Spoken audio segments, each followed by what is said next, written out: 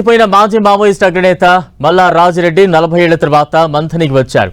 తన చిన్ననాటి స్నేహితులు బంధువులను కలిసేందుకు సొంతం ప్రాంతం మంథనికి చేరుకున్నారు. చిన్నప్పుడు కలిసి ఆడుకున్న స్నేహితులను తెల్ల మీసాలు వచ్చిన తర్వాత చూసి మురిసిపోయాడు.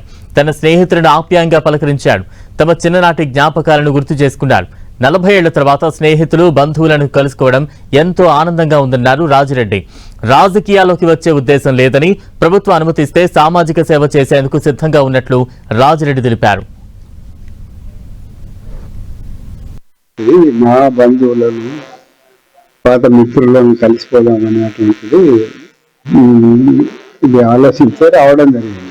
సామాజికంగా సేవ చేద్దాం అనేటువంటిది ఉంది కానీ రాజకీయ పార్టీ పెట్టాలి, ఓట్లలో పాల్గొనాలని అటువంటి ఉద్దేశం అయితే లేదు. కాబట్టి సామాజిక స్థితిలో కూడా ప్రజలకు సేవ చేసడానికి అవకాశం ఇస్తుందా ఇయ్యదా అనేది ప్రభుత్వం చేతిలో ఉంది.